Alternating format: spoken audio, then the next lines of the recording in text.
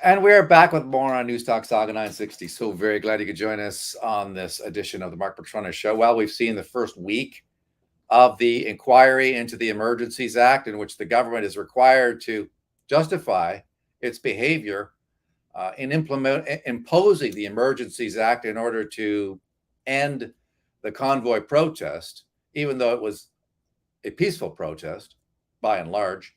What we saw in the first week was really a series of complaints by some people who said that they were troubled and disturbed. In some cases, they said that they had lost sleep. There was talk of diesel fumes. But people are allowed to protest in this country. They're especially allowed to protest, as you would expect, in the nation's capital.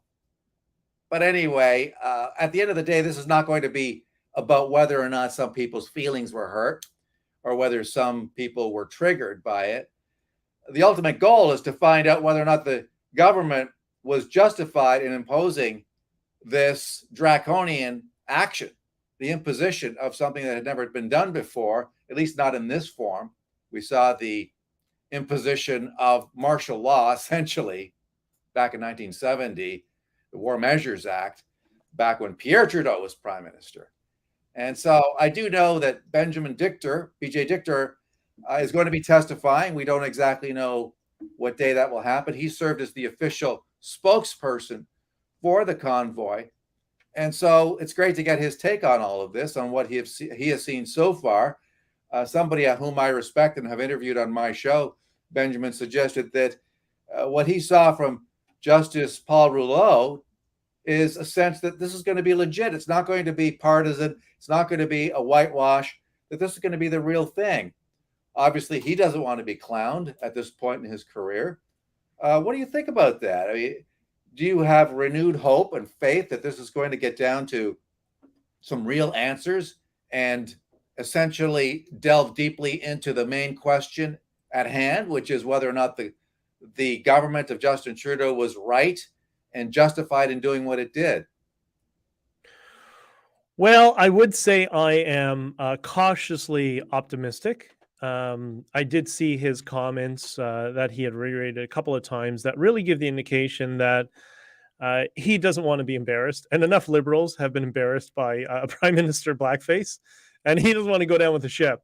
So, which would be wise for him, to be entirely honest. Now, I did have a little bit of hope when I was told about him, because he was appointed by Paul Martin. And I know from some people who've made overtures and reached out to me that the Paul Martin liberals, who are still in the Liberal Party, hanging by a thread, absolutely despise Prime Minister Blackface, the most racist prime minister to hold office in Canadian history. And they're embarrassed by him and they want him out. And I do know during the convoy, I mentioned many times, there was a group of MPs and insiders in the Liberal Party that were communicating with me through a couple of conduits, and they were starting to build up momentum to, I don't know, it's a non-confidence vote for their leadership that they can do, but whatever it was, to have a review to get rid of him because we've gone full clown world. So I don't think there's a lot of appetite for Trudeau left in the and his little team, his little 20 or so people that run the party now at this point. And there's a lot of appetite to move on from the blackface years of the Liberal Party. So you think that this might actually be, I mean, you've described Justice Rouleau as a Paul Martin liberal, and you've suggested that they can't stand Justin Trudeau. I know that to be a fact just from speaking with others, from speaking to people like Dan McTeague, for instance, who was more of, I believe, a Jean Chrétien guy. Yeah. Could be wrong about that. But yeah, there's a lot of old school liberals who despise Justin Trudeau.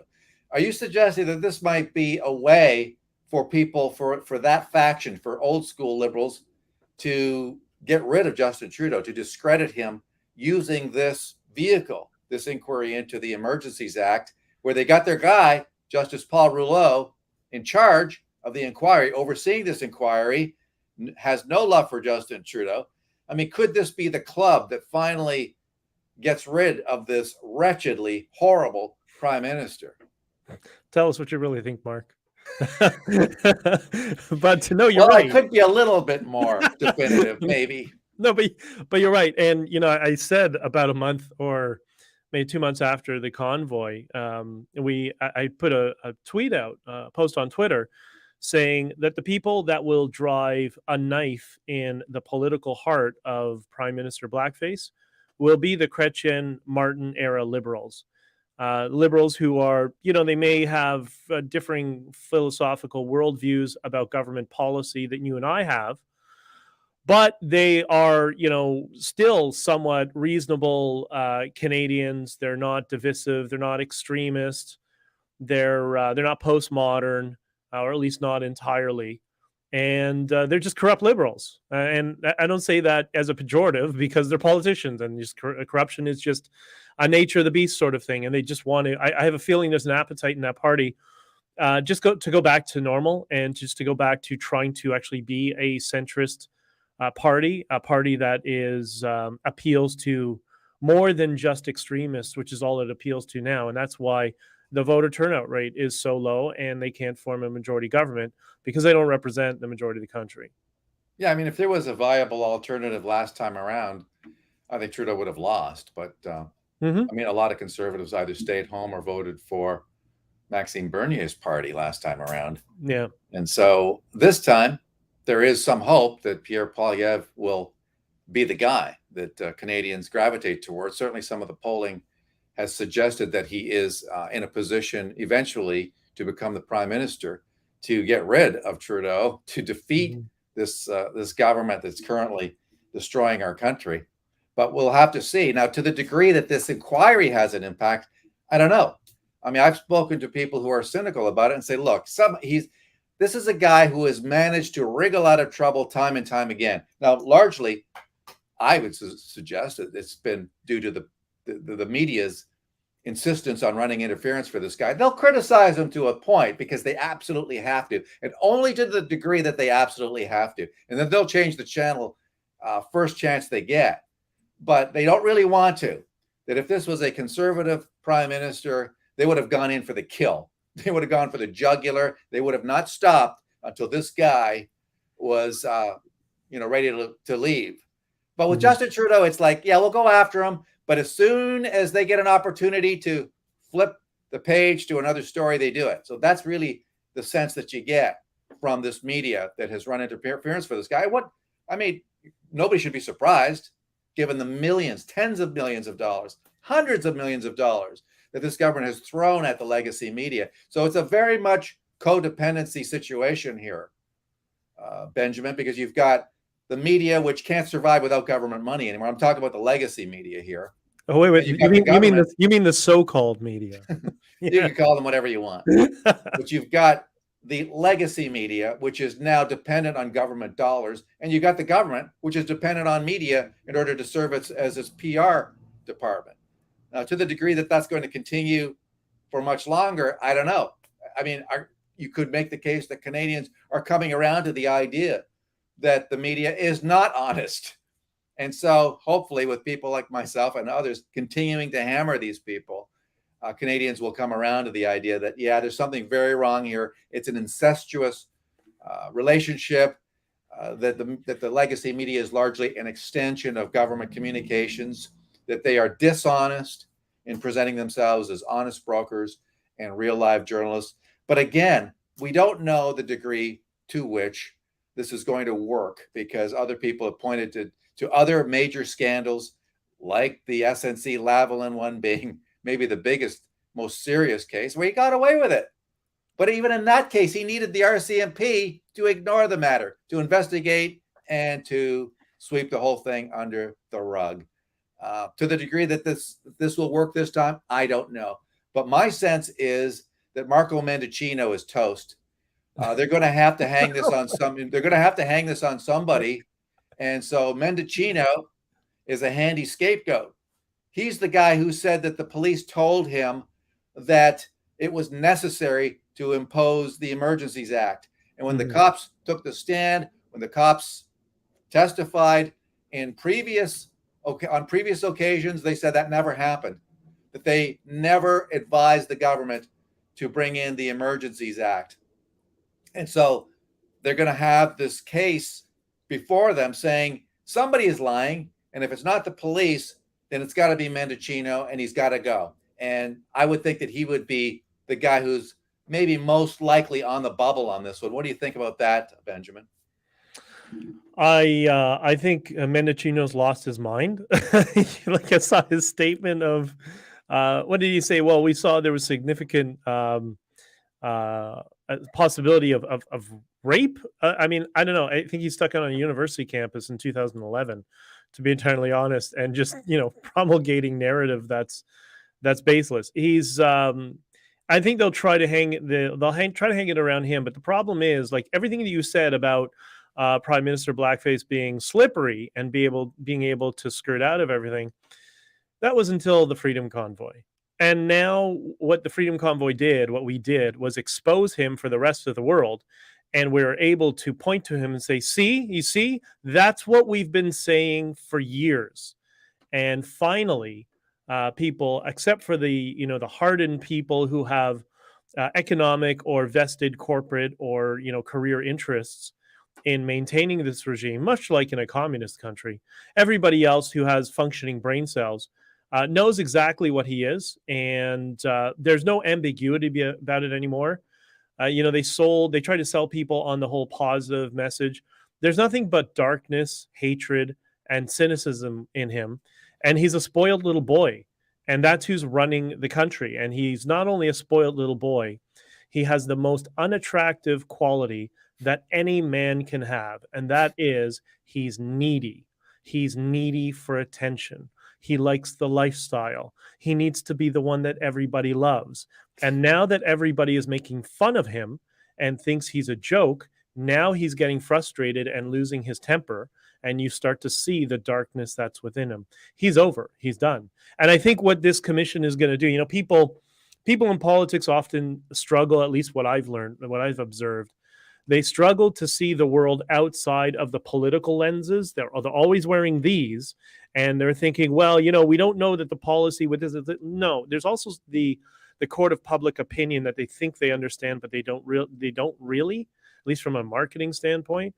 And he's the Ford Pinto of politics, and at the same time, he's a slapstick character as prime minister because, you watch Seinfeld.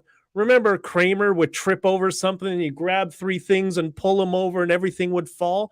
Yeah. He does that to everyone's political careers. He flushes himself down the toilet. He brings along with it the Liberal Party. He's now bring down the entire bureaucracy, those city councillors of Ottawa that keep protecting him. He ruins the lives of everybody around him. He's a total screw up, and he screws up everyone else's lives. And now we're at the point where people are starting to think, hey, I don't think I'm going to hitch myself to that wagon anymore. I think I'm going to go somewhere else. Well, there was also the story, and it came out last week, that the police had advised cabinet that some of the convoy members were armed. No, and that's shovels. They had shovels for the snow.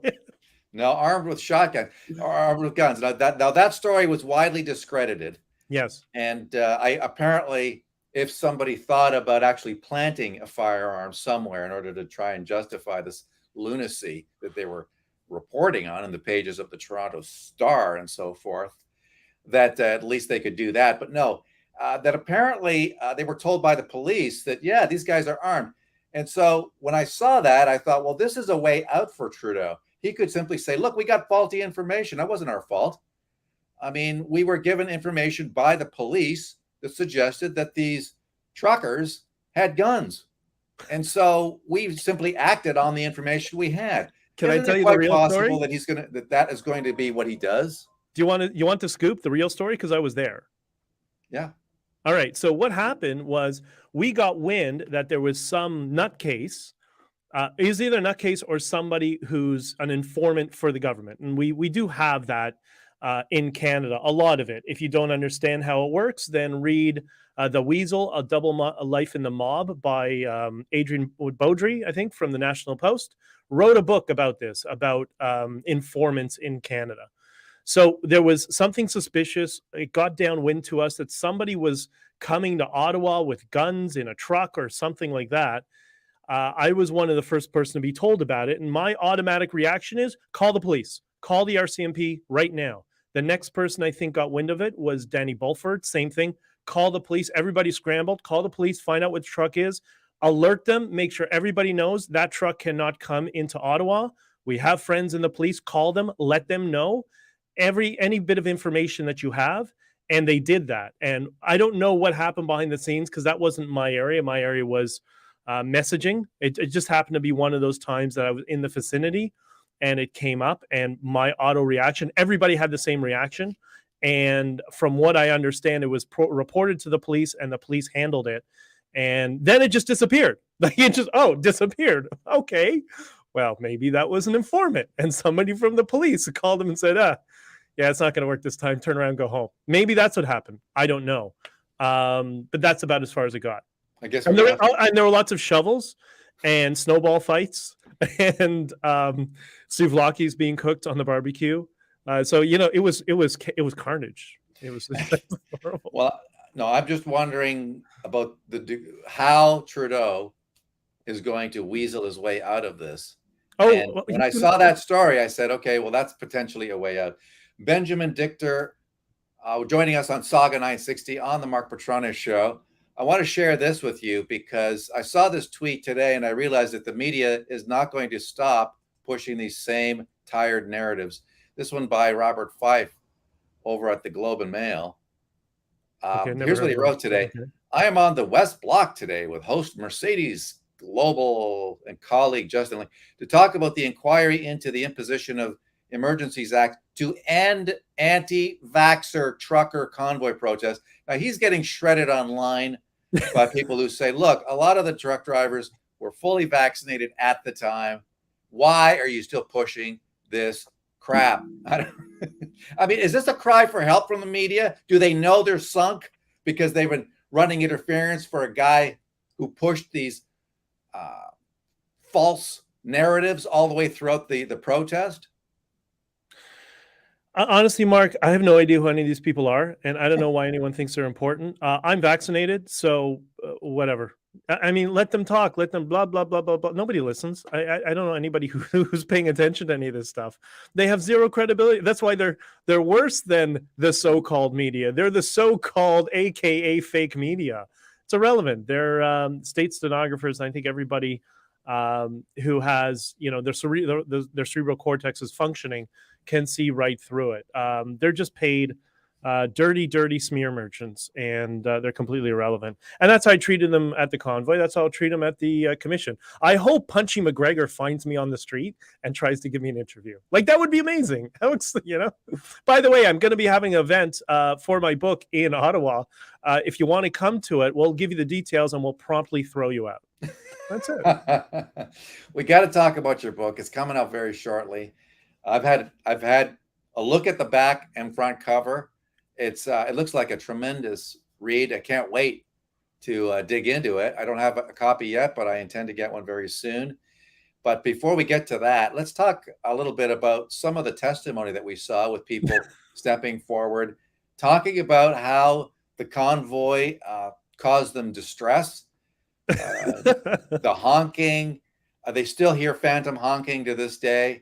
But let's listen to this. Is one of the bizarre parts of it. And maybe you could explain what's going on here. This was a tweet by Rohan Kumar Pal. Ottawa City Councillor Catherine McKinney caught on hot mic obstruction of justice in real time with City Councillor Mathieu Fleury. Kenny is an Ottawa mayoral candidate. Election in 10 days. Emergency Act inquiry, public order emergency. Let's listen. In your evidence, you made use of a term you referred to as microaggression. Is that right? I believe so, multiple times. Okay. Is microaggression, is your understanding of that it means verbal and environmental slights? Je suis francophone, donc si vous voulez être spécifique sur les mots, il va falloir que vous me demandiez en français. What's up with that? He's asked the question in English. De définition, puis malheureusement, je suis pas assez... ma connaissance de la terminologie en anglais est peut-être inappropriée, monsieur le commissaire. Keep going. What's going on? Monsieur le commissaire. Okay, so this person says keep going. Catherine McKenney, Ottawa City Councillor, is running for Ottawa Mayor. The election is going to be held on Monday, October 24th. Here, testifying on October 14th at the Public Order Emergency Commission, her true character shines through. Zero integrity, as she coaches Councillor Mathieu Fleury in how to obstruct justice in real time. Her obstruction is a travesty, as Canadians require a real, honest investigation into the circumstances that led to the first-time use ever of the Emergency Act that has seen so many people lose I don't know if faith you. I in don't our know. government. I don't think Ma that's. connaissance de la terminologie en anglais est peut-être inappropriée, monsieur le commissaire. Okay, so I'm not sure. I don't think you can call that obstruction of justice. No, I don't think that that's the case. But I would suggest that it was a way of maybe throwing a monkey wrench into the proceedings. What's your rate on that exchange? Well, you missed the best interaction with those same two. Okay. He was being asked about different words and English in perfect English. Okay. And then all of a sudden he decides, oh, I don't speak French. You have to ask me to contextualize it in French because I don't understand. So you know what? When I'm testifying, if I don't want to answer a question, I'm just going to say, no puedo entender inglés ninguna palabra. Right? Like, what? Who does that? And by the way, that's your candidate. So if you've ever wondered why politicians get this reputation for being lying scumbags, that's how. And you know what's funny? For me, that I find it's amazing in this whole freedom convoy truckers sort of thing versus the we'll call it the political establishment, the bureaucracy. These delusional politicians think that the average Canadian believes politicians are more honest than hardworking truckers. That's what they think. That's the bubble they live in. They don't understand how much they're hated, how much they're despised, and how no one trusts them. But people do trust your average working class, middle class person, and that's who they're up against. They are completely delusional. There were other people who said that they were told to smile underneath their mask. Did you see that? I mean, were you aware of any instances where people were spoken to in a way that might be deemed to be in a harassing way? Did you hear of instances like that? I heard of nothing like that. And in fact, in our meetings, when we first got there and we were all together in the different command centers, one of the things we were adamant about was, and I brought this up a number of times, I said, be nice, be kind, be friendly to everybody, even the people who yell at you. They don't understand why we're here. They don't understand the issue, and they believe the fake news CBC. They're victims. Just treat them as victims. Be nice to them. Say, I'm sorry, and have a great day. And those were the interactions that went on, as opposed to Miss Sexy Lee there, who threw a bunch of F-bombs on video and attacked all these. So she says, I was afraid of the truckers, so then I went up to them to talk to them. What? Well, there was this tweet by Andy Lee, Ottawa resident Victoria de Laurent testifies that she still jumps a lot, unquote, when she hears a loud horn. Lexi Lee states she was often harassed when she left her home to go outside in a mask and suffered from sleep deprivation. Let's listen. A lot when I hear a loud horn. And also when I get this smell of gas, definitely I have a physical reaction, which is quite distressing. Mark, why do you want to torture your audience? What was the impact, if any, on your physical well-being? Well, it's going on, and we're talking about it. So January and February. Let's listen to the other one. During the time of the occupation, I struggle to call it a protest because I know what a protest is. But okay, so apparently it wasn't a protest; it was an occupation. And yet later on in her testimony, she says, I quote, I would not say that the protest was an occupation. Okay. It was incredibly difficult to get anything done because of the noise.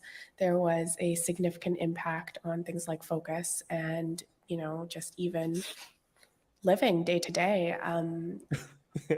sleep deprivation was one of the first things that affected me personally, and it also affected the. All right. Yeah, that's all I can handle. Okay, I'm so almost Mark. I'm almost at the point we got to bring back the draft. I mean, like they're complaining how difficult it is. Yeah, tell those kids that went to Vietnam how difficult your life. Like it's crazy. okay, It's so this absolutely is crazy. snowflake type stuff. I mean, this is. I mean, No, to this what is degree do you legitimately see this or hear this as a complaint that has any basis in fact? Or are these people just making the stuff up? In your view, are they just making stuff up just to discredit you? Yeah, I would call this, you may not get the reference, but Super Saiyan Snowflake. Anybody who's a millennial knows exactly what that means, a reference to a cartoon. It's Snowflake on ultra, ultra, ultra steroids. And, they're complaining about the noise. I don't understand. Like, they're complaining about the diesel engines running. You know what, Mark? I sleep in my truck sometimes. And guess what? When I go to a route and I'm staying overnight and I pack up and I cook overnight and I do some work and I'm in my truck, sometimes when I'm in my truck, I even get this, run the engine. I know the horror, the engine's running in the truck. Like how crazy these people, that's how privileged they are. They've never needed to be near a truck or a work, like their whole life is Uber Eats and the Subway and an Uber Black, like the ultra most privileged, spoiled little brats live in that city. And that's what you're watching right now. You're watching them just sit there and complain and whine about not having enough privilege. And the best part is, Mark, this is the capital city. These people all work for the government. That woman she's got multiple master's degrees. She's a lawyer on multiple bars, worked for the government. They probably kissed her feet all throughout her career. She's retired now. And they are in the institution of power of the country, and they're complaining that they're victims. Like, no, you don't get to be in power and also complain or also, try to put forward victim status. That's the problem. It's infuriating. It's insulting to any hardworking Canadian who's watching it. That's why it's a joke. Let's talk about your book with the time we've got left. All right. Where are we at, and how soon can people get their copies? The pre-launch is going to be available on Friday. We're on track for Friday. The team's working on it right now. And the pre-launch, the pre-sale. So you'll be able to go to the website that's in its final stages of being launched. You'll be able to go there and order the book, and you'll get it shortly after. You'll get it before the end of the commission, the hearings. The book's 50,000 words long, and I'm in a unique position to give some context to a lot of these things that you've been seeing nothing but lies about this entire time. But often I was there, and many times I was the one making the decisions, when Tamara wasn't there or whatever. So I have a unique perspective that I think everybody needs to hear. And it's not just my story. We reached out to many other people and just did interviews with them to follow up. Dave Live from the Shed, who is a YouTube streamer, for example, had guns pulled on him as he was dragged out of the shed in front of Parliament Hill when he was live streaming. And the only news agency that believed him and defended him was, get this, Mark, the New York Times. The New York Times defended him, but nobody in the so-called fake news or the so-called media or fake news media in Canada even had the intellectual curiosity to follow up with on a story that even the New York Times thought, okay, that's too much for us to ignore, right? That's how bad it's become. Well, you'd think that they would have shamed Canadian media to covering that story legitimately and honestly, but apparently because they all worship the New York Times, right? They all want to be the New York Times. So that's right. When the New York Times covers a story in a way that you suggest was honest, you would figure that Canadian media would say, okay, I guess that's our signal. Yeah. But apparently they are so much in the tank for Justin Trudeau that even that wasn't enough to do that. All right. So any expectations in the coming week in terms of whether things are going to heat up? I mean, I don't think we're going to see the real meat is going to happen, I suppose, once certain high-ranking government officials and the cops and people like yourself, Tamara Leach, and others begin to take the stand. I mean, the whining, this kind of stuff, that's almost comic relief to start things off. I love it. I think it's the best comedy show on YouTube right now. And I think everybody should watch as much of it as possible. If there was anybody who wanted to donate something, I would say if there's somebody who has a clown car that they can just roll up in front of the hearings and just park it outside, I think that would be suitable to what is going on. I'm sure we're going to talk more about it because I think this is going to be both. I tell people not to get frustrated.